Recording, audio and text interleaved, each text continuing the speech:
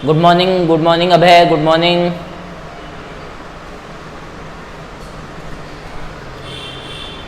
लाओ पासवर्ड दे देता हूँ मैं। हाँ बिल्कुल, कौन?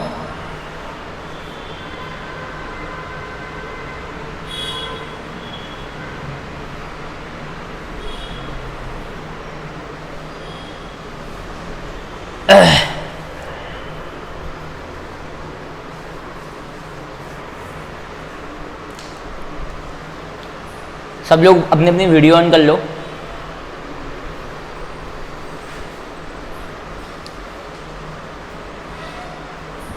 ओम नमः शिवाय।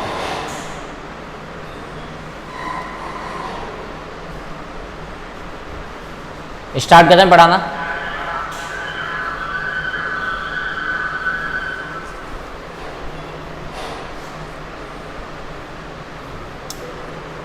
ठीक है बेटा,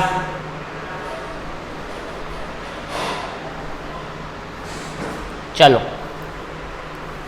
बेट good morning Harsh, good morning, good morning, good morning.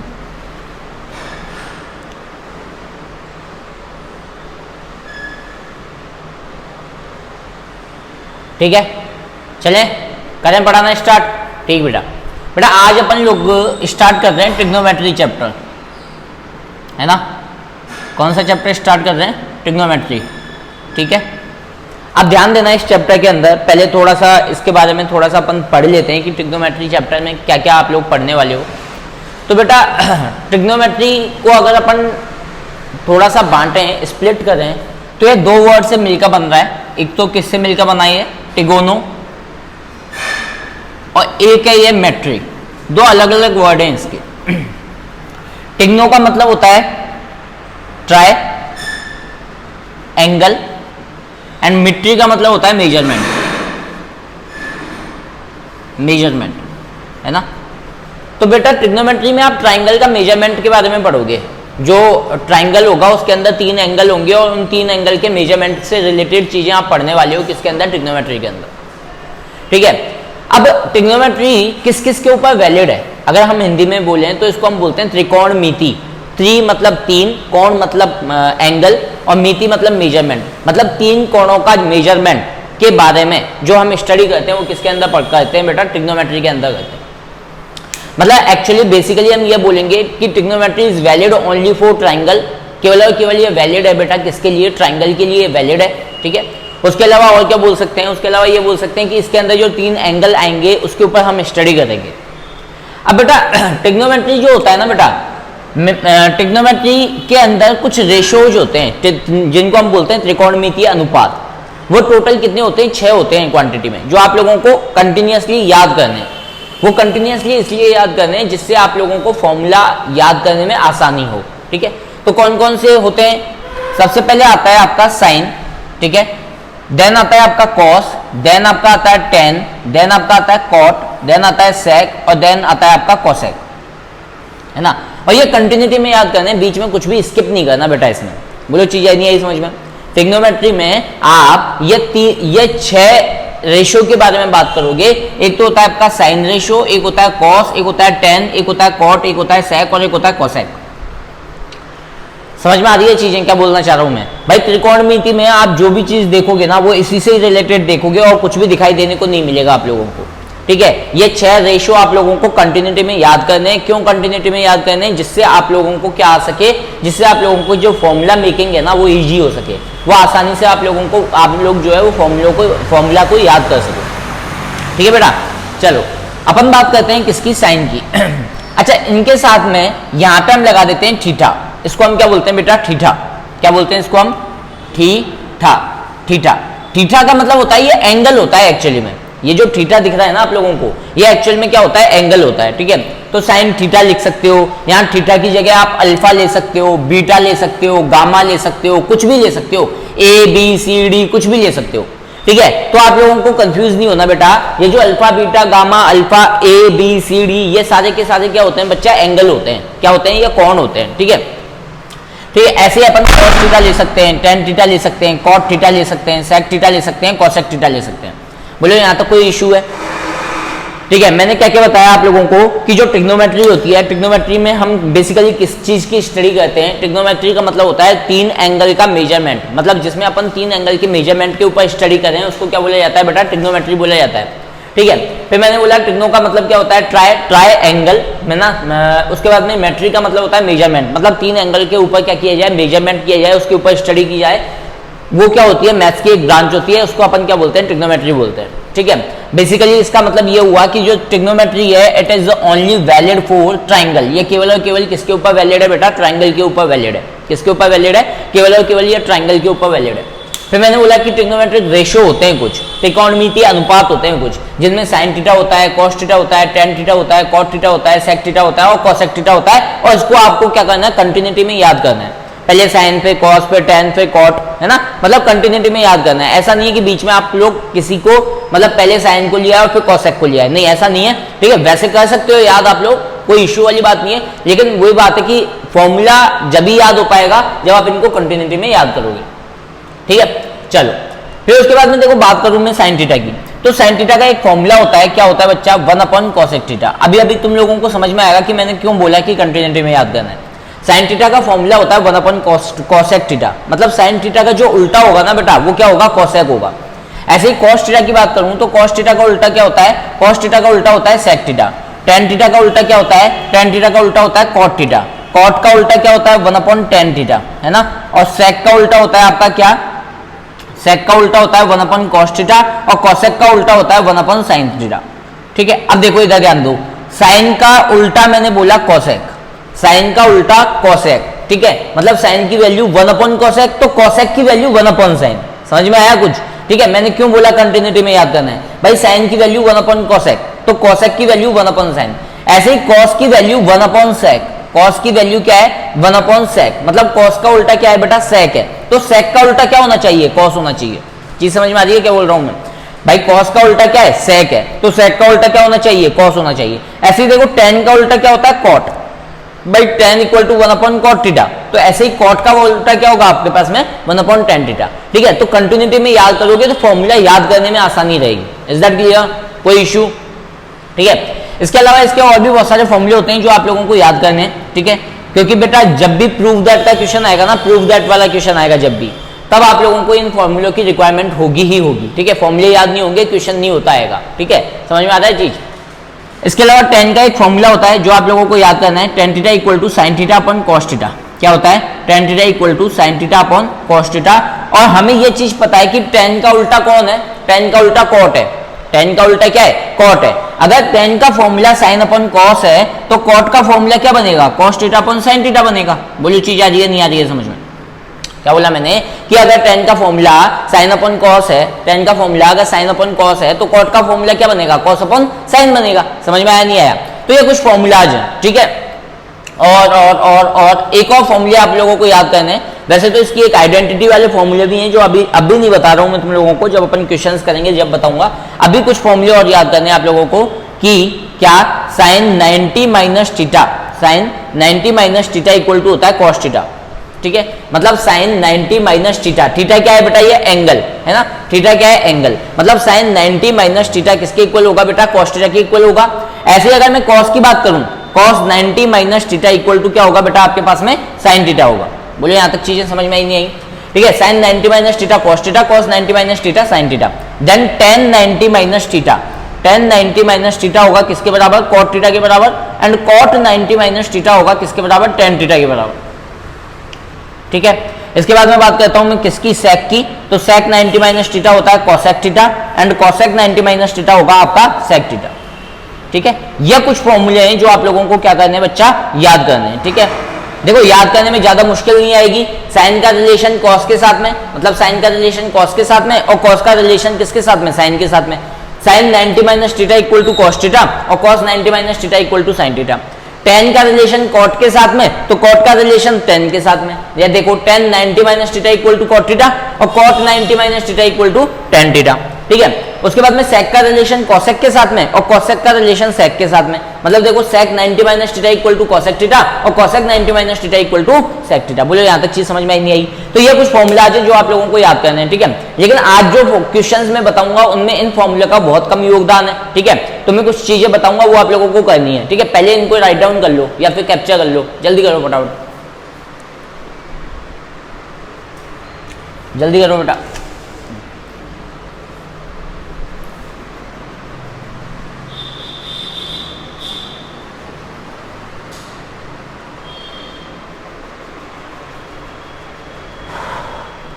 बोलो आगे क्या, यहां तक चीजें समझ में आई क्या बच्चा? चलो मिटाने जा रहा हूं, मिटाने जा रहा हूं। 1 2 3 डन।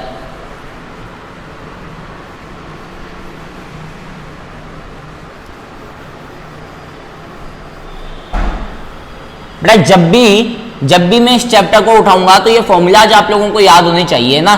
फॉर्मूला याद नहीं होंगे ना तो ट्रिग्नोमेट्री को करने में मजा नहीं आएगा, ठीक है। ऐसा नहीं होना चाहिए कि आप लोगों को फॉर्मूला तो याद नहीं है और आप लोगों को प्रूव करने के लिए दे दिया तो पीछे पेज पलट के बार बार में देख रहे हो, है ना। तो ऐसा नहीं होना चाहिए, क्योंकि अगर आप ऐसा करोगे तो इस चैप्टर को करने में बिल्कुल मजे नहीं आएंगे, ठीक है। बिल्कुल इंटरेस्ट डेवलप नहीं होगा। लेकिन जब तुम लोग क्या करोगे, जब तुम लोगों को फॉर्मूला याद होंगे और फिर करने की कोशिश करोगे ना, तो ये चैप्टर करने में बहुत आनंद आने वाले हैं तुम लोगों को, ठीक है। मजे तभी आएंगे जब तुम लोगों को फॉर्मूलाज क्या होंगे बेटा, याद होंगे। बोलो यहाँ तक चीज समझ में नहीं आई? चलो अब अपन आगे करते हैं। एक बार कैमरा चेक कर लेता हूं मैं।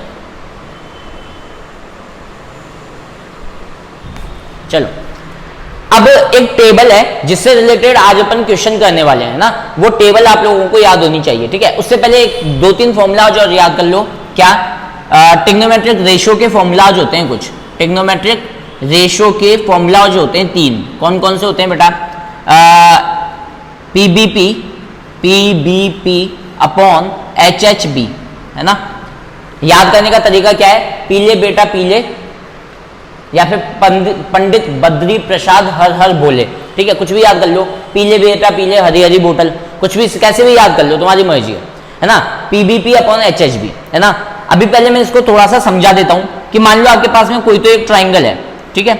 इस ट्राइंगल का एक एंगल 90 डिग्री है, इस ट्राइंगल का एक एंगल 90 डिग्री है। अगर इसके अंदर एक एंगल 90 डिग्री है तो क्या एक राइट एंगल ट्राइंगल होगा? बोलो, अगर इसका एक एंगल 90 डिग्री है तो क्या एक राइट एंगल ट्राइंगल होगा? बिल्कुल होगा। अगर ये एक राइट एंगल ट्राइंगल है तो इसकी हाइपोटेन्यूस होगी, एक इसकी बेस होगी और एक इसकी क्या होगी बेटा? परपेंडिकुलर होगी। समझ में आ रहा है भाई? अगर ये समकोण त्रिभुज हुआ, अगर ये समकोण त्रिभुज हुआ तो इसके अंदर एक आधार होगा, एक कर्ण होगा और एक लंब होगा, ठीक है। हमें यह चीज पता है, ध्यान रखना इस चीज को कि बेटा जो 90 डिग्री के सामने वाली जो साइड होती है, क्या बोला मैंने? 90 डिग्री के सामने वाली साइड जो होती है वो हमेशा सबसे बड़ी साइड होती है और उसको हाइपोटेन्यूस या फिर कर्ण बोलते हैं। चीज समझ में नहीं आई? मैंने क्या बोला कि आपके पास में कोई तो एक राइट एंगल ट्राइंगल है। राइट एंगल ट्राइंगल कब होगा बेटा? जब उसका कोई एक एंगल 90 डिग्री होगा। क्या बच्चा समझ में आ रहा है क्या बोल रहा हूं मैं? कि भाई आपके पास में कोई तो एक राइट एंगल ट्राइंगल है। राइट एंगल ट्राइंगल कब होगा? जब उसका एक एंगल 90 डिग्री होगा। 90 डिग्री के जस्ट सामने वाली साइड जो होगी वो क्या होगी बेटा? हाइपोटेन्यूस होगी। समझ में आया नहीं आया? बोलो, समझ में आया नहीं आया? ठीक है। इसके अलावा एक तो परपेंडिकुलर होगी और दूसरी क्या होगी? बेस होगी। तो अगर मैं कुछ टाइम के लिए इसको ऐसे बोलता हूं कि ये परपेंडिकुलर है ना, परपेंडिकुलर बोले तो लंब है ये, ठीक है। तो ये वाली क्या होगी? बेस होगी। बोले तो ये वाली क्या होगी बेटा? आधार होगी। बोला आया नहीं आया समझ में? ये वाली क्या हो जाएगी? आपकी आधार हो जाएगी। अब यार एक बात बताना मुझे, मैंने ये जो सारी चीजें लिखी हैं क्या ये सही है? इस ट्राइंगल के लिए मैंने ये जो सारी चीजें रखी हैं क्या ये सही है? बोलो भाई। ठीक है ना, ठीक है, इसमें कोई इश्यू वाली बात नहीं है। लेकिन एक बात बताना बेटा, अगर मैंने एक और ट्राइंगल लिया है ना, तुम्हारे सामने ले रहा हूं मैं एक और ट्राइंगल, मैंने ये बोला कि मान लो सपोज दैट ये 90 डिग्री है ना। ध्यान से सुनना, इसको मैंने नेमिंग दे दी, ये हो गया ए, ये हो गया बी, ये हो गया सी, है ना। बेसिक है बेटा, बेसिक समझ में नहीं आएगा तो ट्रिग्नोमेट्री समझ में नहीं आएगी, है ना। मैंने बोला ये ए है, ये बी है, ये सी है और यहाँ पे एक साइन लगा दिया तो ये कितने डिग्री का हो गया? आपके पास में 90 डिग्री का हो गया, है ना। ये कितने डिग्री का हो गया बच्चा? 90 डिग्री का हो गया। अच्छा ठीक है। अगर मैं बोलता हूं बेटा कि यहाँ पे एक एंगल और दे रखा है, ये वाला, है ना। कौन सा एंगल दे रखा है बेटा? ए एंगल दे रखा है ना। यहाँ पे एक साइन लगा दिया ना मैंने, तो उसने बोल दिया कि ये एक एंगल और है। अब बताओ इसके अंदर कौन सी हाइपोटेनियस होगी और कौन सी बेस होगी और कौन सी परपेंडिकुलर होगी। तुम बोलो यार अजीब पागल है भाई, जो चीज यहाँ पे वही तो यहाँ पे होने वाली है। बेटा यहाँ पे थोड़ा सा डिफरेंस आने वाला है। क्या डिफरेंस आने वाला है कि एक चीज आप लोगों को, एक लाइन आप लोगों को याद रखनी है। क्या लाइन याद रखनी है कि एंगल के सामने वाली साइड हमेशा परपेंडिकुलर मानी जाएगी। क्या बोला मैंने? एंगल के सामने वाली साइड होगी ना बेटा, वो हमेशा क्या मानी जाएगी? परपेंडिकुलर मानी जाएगी। Again what I am saying that कि जो आपका एंगल है उस एंगल के सामने वाली जो साइड होगी, एंगल जो आपको एंगल दिया हुआ है उसके सामने वाली जो साइड होगी वो हमेशा क्या होगी बेटा? परपेंडिकुलर होगी। ध्यान से सुनना, तुम बोलोगे सर ये एंगल दे रखा है, तो ये एंगल तो 90 डिग्री है भाई, ये तो गोल्डन रूल है, ये तो गोल्डन रूल है कि आपके 90 डिग्री के सामने वाली साइड हाइपोटेनियस होगी, उसके अंदर कभी भी कोई चेंज नहीं आ सकता। व्हाट आई एम सेइंग बच्चा कि उसके अंदर कभी भी कोई चेंज नहीं आ सकता, मतलब ये तो अभी भी कर्ण ही रहने वाली है, ये तो अभी भी हाइपोटेनियस ही रहेगी, इसमें कोई चेंज वाली बात नहीं है। अब तुम बोलोगे कि सर ये खड़ी हुई है तो ये परपेंडिकुलर या फिर लंब होगी, तो ये इस बार तुम्हारी ये चीज क्या हो जाएगी बेटा? गलत साबित हो जाएगी। मैंने क्या बोला कि एंगल के सामने वाली साइड आपकी हमेशा क्या होती है? परपेंडिकुलर होती है। तो ये एंगल है और इसके सामने वाली साइड क्या हो गई आपके पास में? परपेंडिकुलर। बोले तो लंब। बोलो आया कि नहीं आया समझ में? बोलो बेटा आया नहीं आया समझ में? बहुत इंपॉर्टेंट चीज है, बहुत इंपॉर्टेंट चीज है। बाकी लोग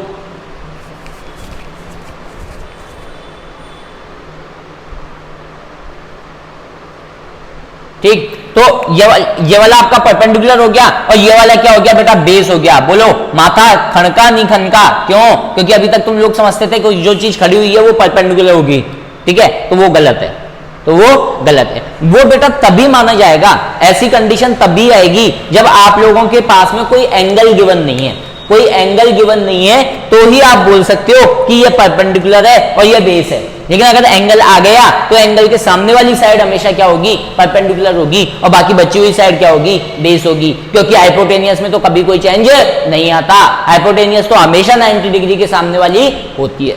बोलो आया नहीं आया समझ में? अच्छा मैंने एक चीज और बोलता हूं, मान लो आपके पास में कोई भी ट्राइंगल है, कोई भी ट्राइंगल, मान लो सपोज दैट ये वाला ट्राइंगल मैंने दे दिया आप लोगों को, है ना, तो भाई क्या ये अगर मैं इसमें ये बोलूं कि इसके अंदर हाइपोटेनियस होगी, इसके अंदर परपेंडिकुलर होगी, इसके अंदर बेस होगा, तो क्या मैं सही बोल रहा हूं कि भाई आपके पास में ये ट्राइंगल दे रखा है तो इसके अंदर क्या हाइपोटेनियस, बेस और परपेंडिकुलर होगा क्या? बोलो। इसके अंदर हाइपोटेनियस नहीं होगा, है ना? क्यों नहीं होगा बेटा? क्योंकि हाइपोटेनियस, परपेंडिकुलर और बेस केवल और केवल राइट एंगल ट्राइंगल में होता है। उसके अलावा जो साइड्स होती है ना बेटा, वो केवल साइड्स ही कहलाती हैं, उसके अलावा और कोई भी चीज आप उसको नहीं बोल सकते हो। बोलो आया नहीं आया समझ में? तो ये तुम्हारा कुछ बेसिक था बेटा में, है ना। मान लो सपोज दैट मैंने यहाँ पे एक ट्राइंगल बना दिया और कुछ ऐसा ट्राइंगल बना दिया और मैंने बोला ये 90 डिग्री है, तो मैं क्या बोलूंगा बेटा? ये हो गया ए, ये हो गया बी, ये हो गया सी, तो मैं क्या बोलूंगा बच्चा कि ए सी जो है वो परपेंडिकुलर होगा। बिल्कुल सही है, गलत है? क्योंकि यार ये 90 डिग्री है, क्या ये 90 डिग्री है? 90 डिग्री के सामने वाला क्या होता है? परपेंडिकुलर होता है, वो सॉरी हाइपोटेनियस होता है। तो ये क्या बन गया बेटा? हाइपोटेनियस हो गया, जिसको हम क्या बोलेंगे? कर्ण बोलेंगे। कोई पंगा नहीं, ठीक है। इसके अलावा मैंने बोला कि एंगल के सामने वाली साइड क्या होती है? परपेंडिकुलर होती है, तो ये रहा एंगल और इसके सामने वाली साइड क्या कहलाएगी आपकी? परपेंडिकुलर। बोले तो लंब कहलाएगी। बोला है नहीं आया समझ में? और बाकी बची हुई क्या कहलाएगी बच्चा? आधार कहलाएगी। बच्चा समझ में आ रहा है नहीं आ रहा है? क्या बोल रहा हूं? ये आपकी क्या कहलाएगी? बेस कहलाएगी। तो आप लोगों को यह अनुमान होना चाहिए बेटा कि कौन सा बेस होगा, कौन सा परपेंडिकुलर होगा, कौन सा आधार होगा। बोलो आया नहीं आया समझ में? ठीक है। अब बात आती है कि सर आपने स्टार्टिंग में यह लिखवाया और इसकी तो कोई रामायण गाई नहीं, आपने पूरी रामायण गा दी, इसकी नहीं गई, जिससे मैं बता सकूं कि परपेंडिकुलर क्या है, हाइपोटेनियस क्या है, बेस क्या है ना, आधार क्या है, लंब क्या है और आपका आधार लंब और कर्ण क्या है। देखो बेटा, इसको मैंने 3 भागों में स्प्लिट कर दिया। कितने भागों में स्प्लिट कर दिया? 3 भागों में, ठीक है। पहला भाग है परपेंडिकुलर अपॉन हाइपोटेनियस, ठीक है। ये जो रेशो होता है ना बेटा, ये किसका होता है? साइन का होता है। मतलब साइन थीटा की जो वैल्यू होती है वो होती है परपेंडिकुलर अपॉन हाइपोटेनियस। क्या साइन थीटा की जो वैल्यू होती है वो क्या होती है बेटा? Perpendicular upon hypotenuse. फिर दूसरा वाला जो रेशो होता है वो किसका होता है बेटा? कॉस का होता है। वो किसका होता है ब्रो? कॉस का। मतलब ये वाला पार्ट जो है वो किसका है बच्चा? कॉस का। तो कॉस की वैल्यू क्या होती है? Base upon hypotenuse. और उसके बाद में आता है आपका किसका पार्ट? टेन का। तो टेन थीटा की वैल्यू क्या होती है बच्चा? Perpendicular upon base. बोला नहीं आया समझ में? बोलो अच्छा पार्टी, यहां तक समझ में आई नहीं आई चीजें? तो ये वैल्यू किसकी होती है 10 की। अब तुम बोलोगे सर बाकी के 3 भी तो होते हैं, भाई कॉट होता है, सेक होता है, कोसेक भी तो होता है। अरे भाई कोई इशू वाली बात नहीं है, हमें ये चीज पता है, हमने थोड़ी देर पहले एक फॉर्मूला देखा था। क्या फॉर्मूला देखा था कि साइन का उल्टा कोसेक होता है।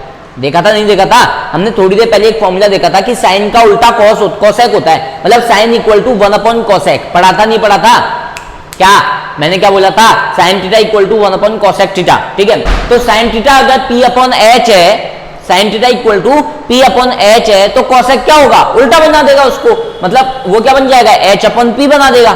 समझ में आया नहीं आया? इस वजह से हम 3 ही फॉर्मूले पढ़ते हैं बेटा, बाकी तीनों को हम इजीली क्या कर सकते हैं, फाइंड आउट कर सकते हैं, बना सकते हैं। तो sine theta equal to p upon h, तो cosec h upon p। Cos का उल्टा होता है sec, cos theta equal to 1 upon sec. ठीक है, जब कॉस का उल्टा 1 अपॉन सेक है, तो अगर कॉस b अपॉन h आ रहा है तो सेक क्या आएगा, h अपॉन b आएगा। ऐसे ही tan का उल्टा क्या होता है, tan क्या होता है p अपॉन b, बोले तो परपेंडिकुलर अपॉन बेस, तो इसका उल्टा करोगे तो क्या आएगा बेटा, बेस अपॉन परपेंडिकुलर। बोलो समझ में आई नहीं आई चीजें सब लोग बोलो।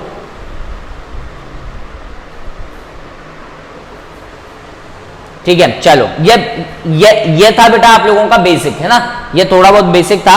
ये मान लो कि ट्रिग्नोमेट्री का लगभग बेसिक मैंने कंप्लीट करवा दिया। अब अपन कोई सा भी चैप्टर उठाएंगे, चाहे से वो 6th चैप्टर हो, चाहे वो 7th चैप्टर हो, उनमें अब बेसिक में नहीं करवाऊंगा आप लोगों को। ठीक है, ये बेसिक की क्लास है बेसिकली आज। ठीक है, फॉर्मूले आप लोगों को याद करने ही करने, एनी हाउ, बाय हुक और बाय क्रुक आप लोगों को फॉर्मूले याद करने। फॉर्मूले याद नहीं होंगे तो मजे नहीं आएंगे, फिर बार बार मैं एक ही चीज बोल रहा हूं मैं। ठीक है बच्चा पार्टी, चलो मिटाने जा रहा हूं, स्क्रीनशॉट मार लो इसका कैप्चर करो फोटो।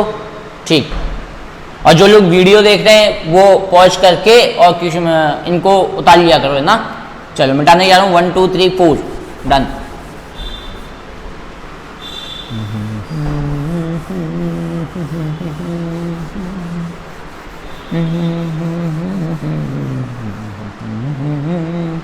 चलो बेटा एक छोटी सी चीज और करवा देता हूं मैं तुम लोगों को, ठीक है, जिसके ऊपर बेस्ड अपन एक चैप्टर करेंगे, एक एक्सरसाइज करेंगे।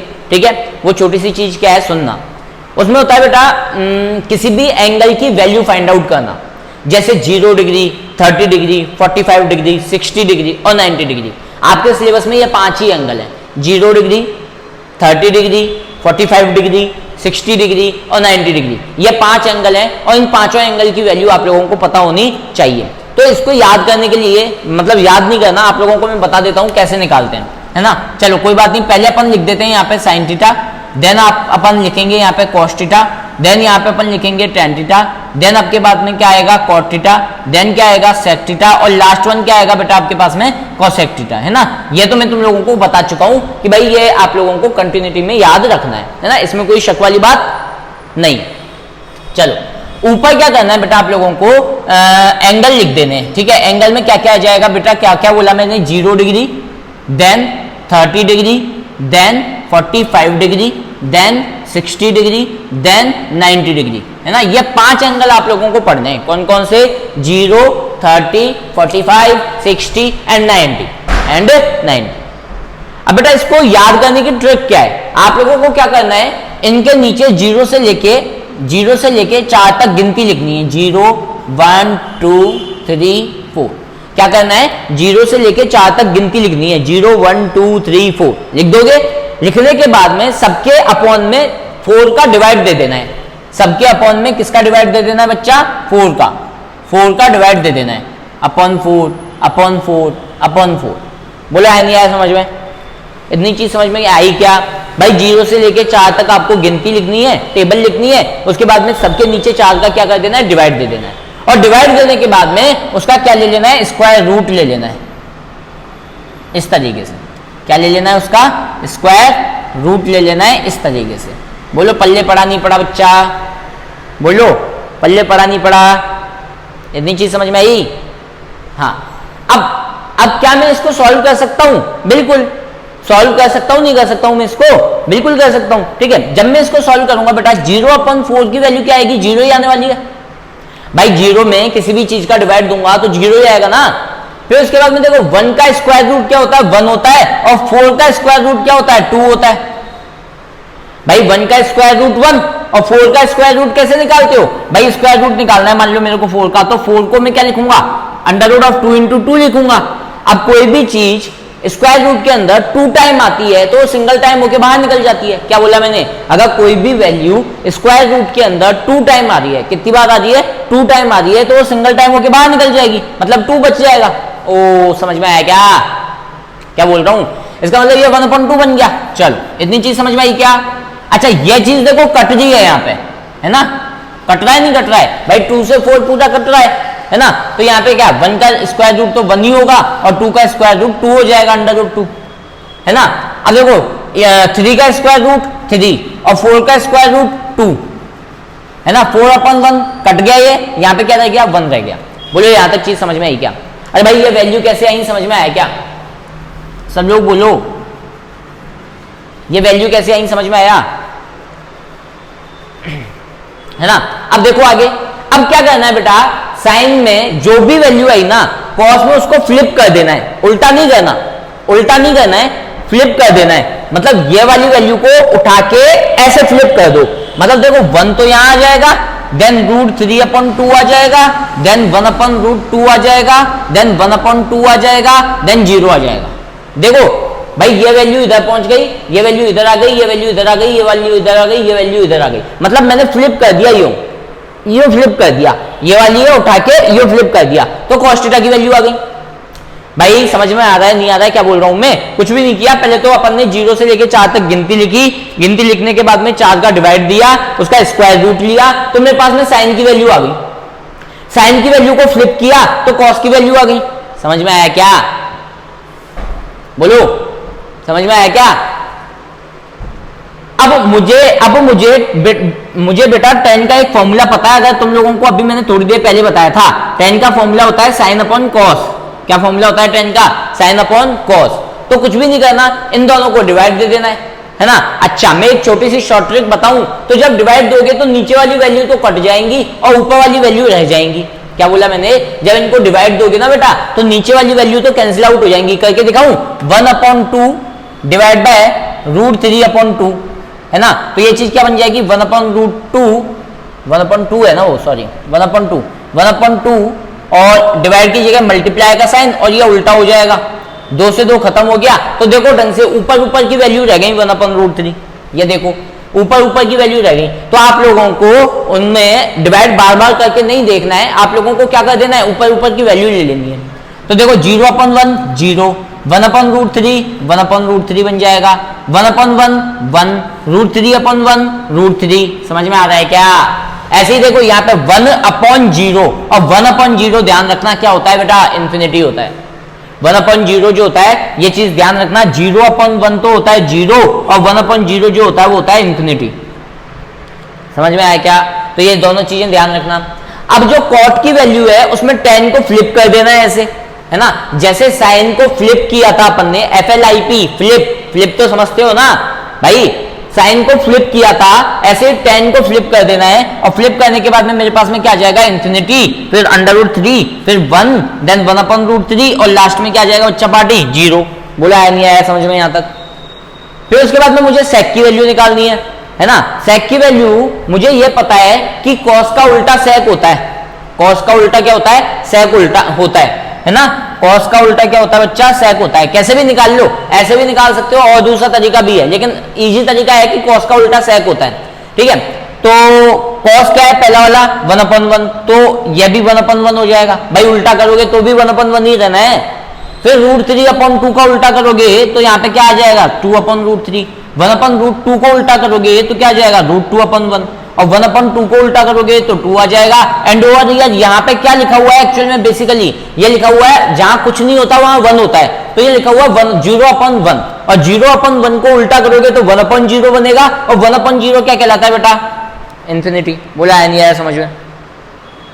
अब कॉसेक में क्या कर देना है, इसको फ्लिप कर देना है, यहाँ पे क्या आ जाएगा बेटा, इनफाइनाइट आ जाएगा, देन 2 आ जाएगा, देन आपका √2 आ जाएगा, देन 2/√3 आ जाएगा एंड लास्ट में क्या आ जाएगा आपका 1 आ जाएगा। And that is the table जो आप लोगों को याद होनी चाहिए, मतलब पूरी तो याद नहीं होनी चाहिए बेटा, लेकिन साइन और कॉस जरूर याद होने चाहिए। साइन और कॉस याद नहीं होंगे ना तो क्वेश्चन बनते नहीं आएंगे, ध्यान रख लेना। साइन और कॉस तो याद होनी चाहिए। और ऐसा नहीं है आप लोग लेके बैठ जाओ और याद करने लग जाओ, नहीं होगा। आप लोग क्वेश्चन करोगे ना बार बार में बोल बोल के क्वेश्चन करोगे, tan 45 आ गया, sin 30 आ गया, cos 45 आ गया, तो अपने आप याद हो जाएंगे, है ना। तो बोल बोल के करोगे ना बार बार में वैल्यू, तो अपने आप याद हो जाएंगे। ठीक है, समझ में आया क्या? एक बार दोबारा समझ लो बेटा। देखो अच्छा ये आएंगे कैसे वो भी ध्यान रख लो। मान लो उसने बोला sin 45 की वैल्यू बताओ, क्या बोला उसने? sin 45 की वैल्यू बताओ। तो साइन तो ये है, साइन तो ये है और 45 कहाँ है? ये रहा। तो देखो यहां से यहां तक चले 45 तक, तो sin 45 की वैल्यू क्या आई? 1/√2। उसने बोला tan 45 की वैल्यू बताओ, तो tan का है ये रहा। tan में कहां तक जाना है? 45 तक जाना है, तो tan 45 ये रहा। तो tan 45 की वैल्यू क्या आ गई? 1। उसने बोला sec 60 की वैल्यू बताओ। किसकी वैल्यू बताओ? sec 60 की वैल्यू बताओ। तो sec का है बेटा? ये रहा। 60 तक जाना है, गए और यहां पहुंच गए। sec 60 की वैल्यू क्या आ गई? 2 आ गई। बोला है नहीं है समझ में? बेटा आप लोगों को cot sec cosec की वैल्यू बिल्कुल भी याद नहीं रखनी है। ठीक है, अगर आप लोगों को यह चीज पता है कि cosec 30 की वैल्यू क्या होगी, अगर आपको इसके लिए आपको यह पता है कि sin 30 की वैल्यू क्या है, भाई उसने क्या पूछा? मान लो उसने क्वेश्चन में यह पूछ लिया कि बताओ cosec 45 की वैल्यू बताओ क्या होगी, है ना। क्या आप लोग sin 45 की वैल्यू पता है आप लोगों को? हाँ हमें पता है, क्योंकि मैंने तुम लोगों को बोला है साइन और कॉस की वैल्यू आनी चाहिए। तो मुझे sin 45 की वैल्यू पता है। sin 45 की वैल्यू होती है 1/√2। sin 45 की वैल्यू क्या होती है? 1/√2। और साइन का उल्टा कॉसेक होता है, तो भाई cosec 45 की क्या हो जाएगी? √2/1। तो देखो cosec 45 की वैल्यू क्या आ गई? √2/1। इसलिए मैं बोल रहा हूं आप लोगों को कि आप लोगों को sin cos की वैल्यू आ गई ना, तो tan cot sec cosec सबकी वैल्यू इजीली आने को हो जाएगी। बोलो समझ में आया नहीं आया? अच्छा निकाला कैसे? दोबारा देख लो। पहले 0 degree, 30 degree, 45 degree, 60 degree, 90 degree, केवल इसी की वैल्यू आप लोगों को पता होती है। इसके अलावा कोई सी भी वैल्यू आप लोगों को नहीं पता होती है, केवल इन्हीं की वैल्यू आप जानते हो, है ना। चलो देखते हैं sin थीटा। पहले तो 0 से लेके 4 तक गिनती लिख ली और फिर 4 का डिवाइड दे दिया, उसके बाद में स्क्वायर रूट लगा दिया। स्क्वायर रूट लगाने के बाद में मैंने क्या किया? जो स्क्वायर रूट लगाने के बाद में जो सॉल्यूशन आएगा उस पूरे सॉल्यूशन को मैंने नीचे उतार दिया, तो मेरे पास में साइन की वैल्यू आ गई। साइन की वैल्यू को फ्लिप किया, है ना, साइन की वैल्यू को फ्लिप किया तो मेरे पास में कॉस की वैल्यू आ गई। साइन और कॉस का ऊपर वाला हिस्सा अगर मैं ले लूं तो tan की वैल्यू आ जाएगी। देखो 0/1 0, 1/√3 1/√3, 1/1 1/√3/1 √3 1/0 tan को फ्लिप किया तो tan को फ्लिप करने के बाद में cot आ गया। हमें यह पता है कि cos का उल्टा sec होता है, तो ये वाला 1/1 √3/2 का उल्टा क्या हो जाएगा? 2/√3। देन 1/√2 का उल्टा क्या हो जाएगा? √2/1 1/2 का उल्टा क्या हो जाएगा? 2 हो जाएगा। और 0/1 का उल्टा 1/0, और 1/0 क्या कहलाता है? इन्फिनिटी कहलाता है। उसके बाद में sec को मैंने फ्लिप किया तो मेरे पास में किसकी वैल्यू आ गई? cosec की। बेटा आज जो मैंने करवाया है ना वो जिंदगी भर मत भूलना अगर आप साइंस मैथ्स लेते हो तो, ये चीज ध्यान रखना। आज का जो पार्ट है ना वो बिल्कुल बेसिक क्लास वाला पार्ट था। 3 इक्वेशन और याद रखनी है आप लोगों को। जब भी आप लोग मैथ्स की क्लास के अंदर आओगे आप लोगों को ये सारी चीजें याद होनी चाहिए, तो मजे आएंगे, अदरवाइज मजे नहीं आएंगे, है ना। तो 3 इक्वेशन और याद होनी चाहिए आप लोगों को। क्या क्या होती हैं? इनको हम बोलते हैं आइडेंटिटीज, सर्वसम्मिकाएं। आइडेंटिटीज क्या होती हैं बेटा? Sine square theta plus cos square theta equal to 1। मैं प्रूफ भी बता सकता हूं आप लोगों को, लेकिन प्रूफ की अभी आप लोगों को कोई नीड नहीं है, इसलिए नहीं बता रहा हूं, ठीक है। 1 प्लस, कभी क्लास में टाइम मिला तो बता दूंगा, 1 plus tan square theta equal to sec square theta and 1 plus cot square theta equal to cosec square theta. Okay बच्चा पार्टी, तो ये जो बेसिक मैंने आज तुम लोगों को करवाया है ये आप लोगों को अच्छी तरीके से आना चाहिए। इस पूरी टेबल को कैप्चर कर लो, ठीक है। जो लोग वीडियो देख रहे हैं वो पॉज कर लो और पॉज करके उतार लो, ठीक है। तो बेटा ये सब कुछ आप लोगों को आना चाहिए। बोलो आया नहीं आया समझ में? साइड में हट जाता हूं, कैप्चर कर लो, उतार लिया, ठीक। ओके क्लास ओवर होने वाली है, ठीक है। जो भी चीज करवाई है ढंग से पढ़ लेना, तरीके से पढ़ लेना। क्यों? क्योंकि अगर आप लोगों को ये चीज नहीं आई तो ट्रिग्नोमेट्री भूल जाना कि आएगी, और अगर आप लोगों ने फॉर्मूले याद नहीं किए तो ये भूल जाना कि मजे आएंगे। अगर आप लोगों को चाहते हो कि ट्रिग्नोमेट्री आए, मजे आए, तो इसके लिए ये सारा बेसिक जो आज मैंने करवाया है बहुत ज्यादा इंपॉर्टेंट है। अगर कोई इक्का दुक्का चीज छूट गई है तो मैं बाद में करवा दूंगा, अदरवाइज ये बेसिक बहुत ज्यादा इंपॉर्टेंट है, ठीक है बेटा, ठीक है। चलो क्लास ओवर होने वाली है। Okay, good bye all of you.